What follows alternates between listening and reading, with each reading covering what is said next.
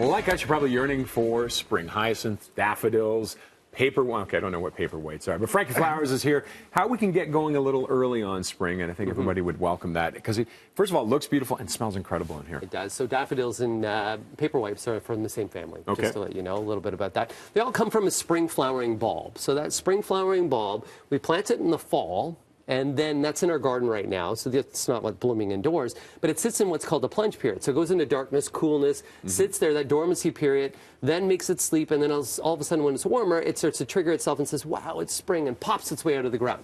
So these that you're finding right now at your grocery stores, garden centers, and all that around that are spring flowering bulbs, the bulbs themselves have been tricked into thinking that it's winter. So they basically plant them, put them into refrigeration, pull them out, put them into warmth, and then all of a sudden those bulbs say, hey. It gets it going. Gets it going. So pretty. The tulips, you can see those tulips. You know, this one on the far side there, almost done. So if you're going to your grocery store, your garden center, and you see something that looks like that, I would kind of go away from it and not buy it at that time. If it's on a discount, you want to enjoy it for a few days, fantastic. Yeah. The big issue with these spring flowering bulbs is they like a nice cool temperature. So we think about spring outdoors, what's going to make them last if you have a room that's a cooler room, that has a little bit of sunshine, fantastic. So maybe a window?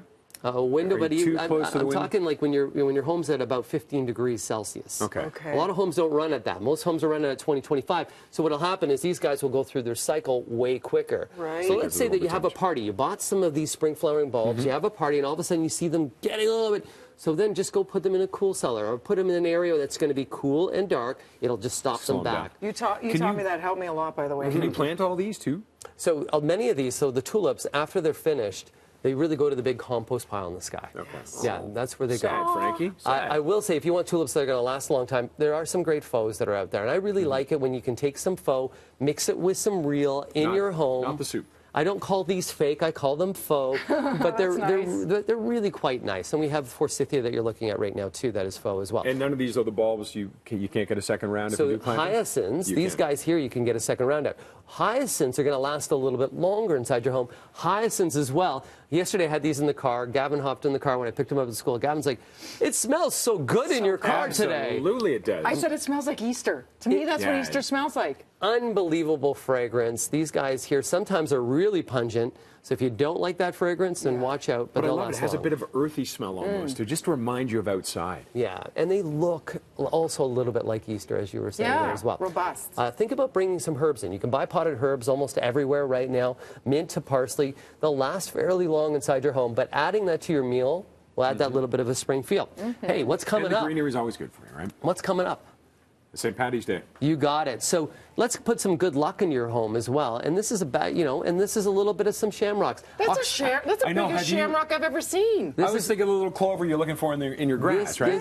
This is Oxyalis. So this is a produced genetic variety. So this is a variety that they've done some different innovations on to make it a little bit larger foliage. And as well, what they've done is they made them into the purple as well. That looks like butterflies, a bunch of beautiful butterflies, doesn't it? Absolutely. They're gorgeous. Frankie, this is shamrocks on steroids. Shamrocks on steroids. Yes. Who knew? Who knew? But let's hope that it brings big luck into your home. And probably one of the nicest things that you could plant back out in your garden, you were talking about planting in your garden, is primula. So primula is an early spring flowering perennial plant that can go in a shade garden after it's finished. But we have, the whole trick of this is we have to keep it indoors until it warms up outside, that we're not having killing frost. Then we'll be planting that outdoors at that time. And the shamrocks, can they go outside? No. The Oxyalis, you can actually keep them indoors and even put them outdoors during the summer months, and you can let them kind of last a little longer. They like a lot of humidity, and they'll do better in a cool room. Most plants do well where you have a warm day and a cool night. Okay. So if you have a home that you have your nest on, and your nest, you can program it. Cool it down at night, better for you as well, better for the plants. So there's lots of different options. Which are the most foolproof for a certain indoor gardener, shall we say? These ones, Raj. The faux. Can't kill them. Faux. They're there for you no matter. If you want something that's going to last a long time and going to give you spring color and fragrance,